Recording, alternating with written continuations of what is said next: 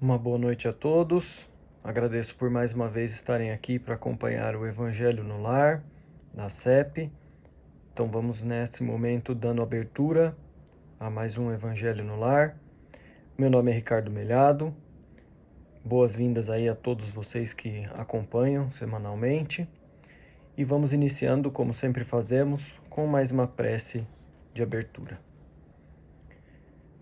Mestre Jesus, queridos amigos da espiritualidade maior, vamos neste momento pedindo a presença amiga dos amigos do plano espiritual para nos auxiliar no Evangelho no Lar, para podermos compreender os ensinamentos, mantê-los vivos em nossa mente, inspiração para que eles se tornem parte da nossa prática diária, no nosso dia a dia, como verdadeiros cristãos, que possamos modificar as nossas ações baseados nesses conceitos que Jesus nos ensinou, que o Espiritismo nos esclarece, e que assim seja. Então vamos fazer a leitura do trecho dessa noite. Estamos agora no capítulo 22. Não separem o que Deus uniu. E aí ele fala da indissolubilidade do casamento. Os fariseus, para tentar Jesus, perguntaram: é permitido a um homem abandonar sua mulher por qualquer motivo? E Jesus respondeu: não aprenderam que aquele que criou o homem desde o princípio os criou macho e fêmea? E disse mais: por esta razão, o homem deixará seu pai e sua mãe para se juntar à sua mulher, e serão os dois uma só carne. Assim eles já não serão mais dois, e sim uma só carne. Que o homem, então, não separe o que Deus uniu. Depois os fariseus perguntaram a Jesus: por que razão Moisés ordenou que o marido entregasse à sua esposa uma carta de separação antes de abandoná-la? E Jesus respondeu: foi devido à dureza do coração de vocês que Moisés permitiu que abandonassem suas esposas. Mas no início da humanidade não era assim. Eu declaro que todo aquele que abandonar a sua mulher, se não for por causa de adultério, e se casar com outra, também comete um adultério. E aquele que se casar com a mulher que foi abandonada, também comete adultério. Então isso está no Evangelho de Mateus, capítulo 19, nos versículos 3 a 9. E aí, o Evangelho segundo o Espiritismo nos traz uma interpretação aqui dessas falas, né? Então vamos estudá-las. Somente o que provém de Deus não está sujeito a mudanças. Então é interessante, olha como ele já inicia, né? Já dizendo logo de cara isso. Toda obra que é feita pelos homens está sujeita a modificações. As leis da natureza são as mesmas em todos os tempos e em todos os países. E é verdade, né? As leis humanas modificam-se com o tempo, com os lugares e com o progresso da inteligência. Então, logo de cara, a gente já percebe uma separação que o Espiritismo faz, né, entre as leis divinas e que são imutáveis, da lei humana, que obviamente vai se aperfeiçoando e se modificando com o tempo, e mesmo num mesmo tempo são diferentes em diferentes países, em diferentes culturas, né? No casamento, o que é de origem divina é a união do homem com a mulher, para permitir a reencarnação dos seres que morrem. As leis que regulam essa união são feitas pelos homens, e não existe em todo o mundo dois países onde elas sejam iguais, nem mesmo entre os países cristãos. Também não existe um só país onde essas leis não sofram modificações com o tempo. Daí resulta que, perante a lei civil, o que é legítimo para um país, numa determinada época, é adultério em outro país, em outra época. Esse fato ocorre porque a lei civil tem por objetivo regular o interesse das famílias. E esses interesses variam de acordo com os costumes e as necessidades locais. Em certos países, apenas o casamento religioso é legítimo. Em outros, além do religioso, é necessário também o casamento civil. Existem países onde somente o casamento civil é suficiente. Então ele faz essa separação, né, de ordem humana e ordem divina, né? Então ele diz: aquilo que vem de Deus é imutável, né? E a sua lei, por assim sendo, é imutável. E aí é onde ele diz, né? Toda obra feita pelos homens está sujeita às modificações. E por isso existe essa questão humana, né, de se instituir o divórcio, né? E aí ele diz, no casamento, o que é de ordem divina é a união do homem com a mulher. E aí ele deixa bem claro, né, então, que existe mais importância no casamento do ponto de vista divino, né, não do ponto de vista legal. É a união entre o homem e mulher para permitir reencarnação dos seres que morrem, né? Então ele é bem direto. Homem e mulher se juntam para que os outros espíritos possam se voltar para a Terra, né? Encarnar de novo e ter novas experiências, e assim haver a sequência e também a evolução, né? da humanidade com essa feita, né? E aí ele diz que as leis que regulam essa união na parte que são feitas pelos homens, ela varia muito, tanto de acordo com a cultura, quanto o país, quanto o tempo em que vivemos, né? Então, as percepções de como o casamento é hoje no Brasil, elas com certeza são diferentes do que eram, sei lá, 100 anos atrás. São diferentes hoje em dia em países de outros países do mundo, porque essa visão é plenamente humana, né? E existe a liberdade, né, de cada país, de cada sociedade, cada cultura, de colocar ali as suas prioridades, a sua visão de como deve ser esse casamento. E aí, então, perante a lei civil, às vezes o que é legítimo em um país, numa determinada época, é adultério em outro país ou em outra época, e por aí vai. O ponto central que a lição mostra é que a questão que a gente deve se ater, que é a questão divina, é a união para perpetuação da espécie, né?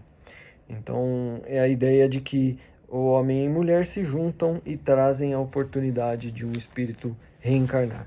As outras questões humanas, das leis de cada país e cada cultura, como já foi comentado, né? Elas vão variar realmente, mas essa questão divina não varia. Então, o objetivo, pelo ponto de vista divino, é sempre o mesmo, que haja essa possibilidade de novos espíritos, dos espíritos reencarnarem em novos corpos, né? Então, eu acho que é bem direto e bem fácil de entender, né? Existem as distinções onde países que o casamento religioso ele é o oficial, outros onde o casamento civil é o oficial, outros onde pode ter os dois. Então, da parte humana vai haver toda essa questão de variações e de adaptações conforme a percepção do homem evolui e muda. E a questão divina, ela é imutável e conforme foi explicado no Evangelho, ela não se modifica conforme o tempo. Então, era a mesma há 200 anos atrás e vai continuar sendo a mesma daqui a 200 anos, tendo sempre o mesmo objetivo, né? Pois bem, então vamos seguir. Eu vou ler agora Pão Nosso. E a lição que saiu aqui é a 136. Ela trata do conflito. Ela está baseada numa carta de Paulo aos Romanos, no capítulo 7, versículo 21, que diz o seguinte: Acho, então, esta lei em mim.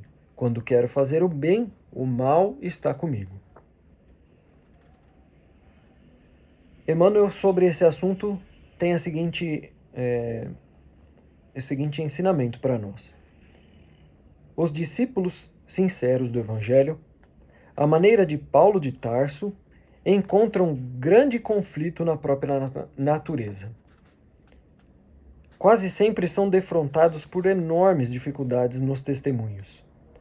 No instante justo, quando lhes cabe revelar a presença do divino companheiro no coração, eis que uma palavra, uma atitude ligeira os traem, diante da própria consciência, indicando-lhes a continuidade das antigas fraquezas.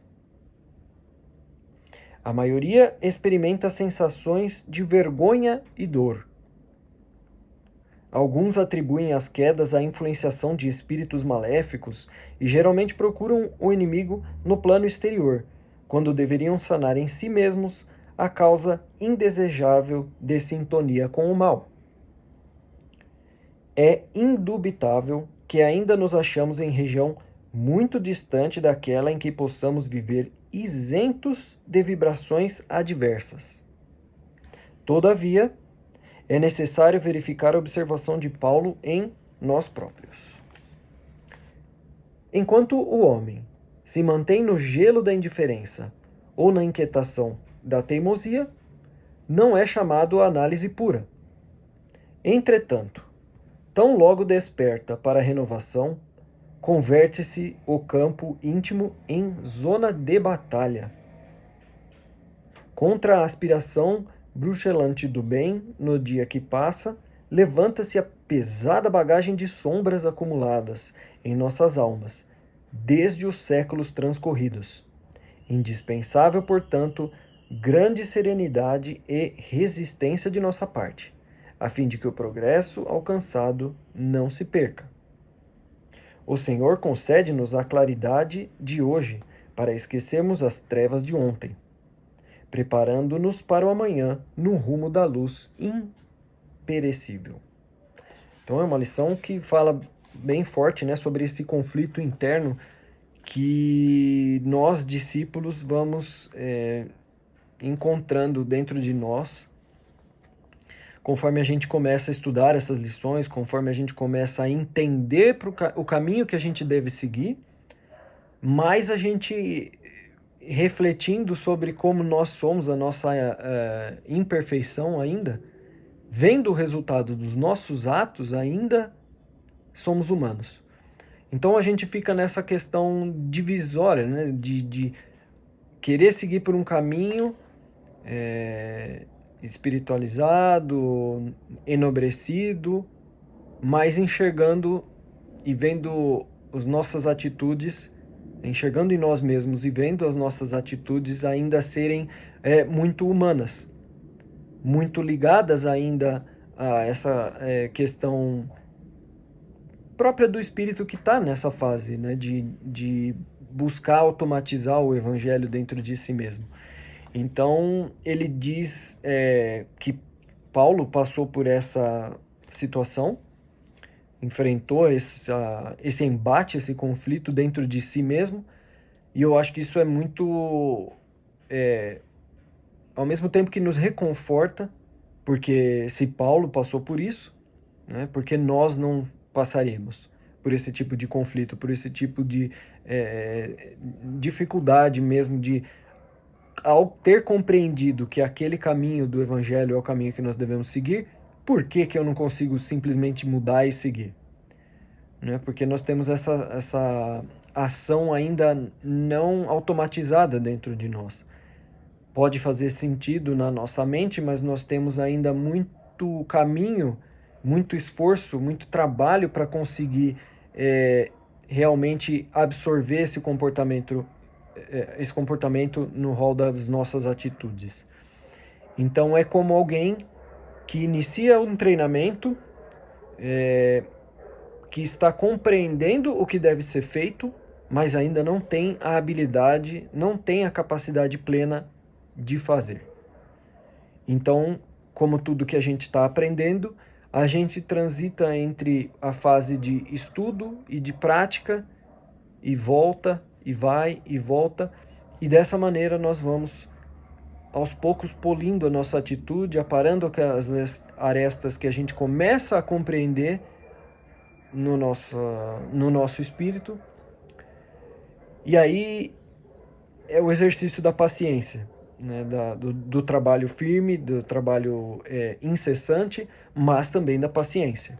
Então nós não podemos ser tão indulgentes conosco que não vamos querer modificar e querer evoluir, mas também não podemos ser duros ao ponto de nos incapacitarmos diante de tanta cobrança, autocobrança, né, autocrítica. É uma linha tênue que a gente deve encontrar e tentar caminhar nela. Ao mesmo tempo que a gente olha para frente e vê aonde a gente quer chegar, a gente tem que olhar para nós mesmos e entender as dificuldades e as dores e as lutas que a gente ainda tem para poder chegar, né? Então, é isso. Essas foram as duas leituras do nosso Evangelho. Dando sequência, agora nós vamos fazer as vibrações. Então vamos fechando nossos olhos mais uma vez. Vamos serenando os nossos pensamentos e fazendo as vibrações. Vamos entregando nas mãos da equipe do plano espiritual os nossos melhores sentimentos, as nossas emoções mais nobres e puras. Vamos vibrando pelo nosso planeta, por toda a humanidade terrena, pedindo ao nosso Mestre Jesus que nos inspire e nos ilumine, guiando a nossa humanidade, nos fortalecendo e que de nossa parte nos esforcemos e façamos aquilo que devemos para poder atingir essa nova fase em nosso planeta. Vibramos por todos os países, pelos seus povos, pelos seus dirigentes, para que haja harmonia entre todas as nações. Vibramos pelo nosso país, pelo Brasil, por nossos dirigentes que sejam inspirados pelo nosso Pai Maior na conduta da nossa nação. Vibrando pelo nosso povo, vibrando pelo desenvolvimento espiritual de toda a juventude, vibrando por todos aqueles que estão necessitados de amparo no corpo físico, do espírito ou da mente. Que esta vibração de amor encontre a cada uma dessas almas, levando o alento e o amparo a cada uma delas. Vamos deixando em aberto uma vibração entregue com muito amor nas mãos da equipe do plano espiritual, para que ela seja utilizada conforme a programação que a equipe destacou nesta noite.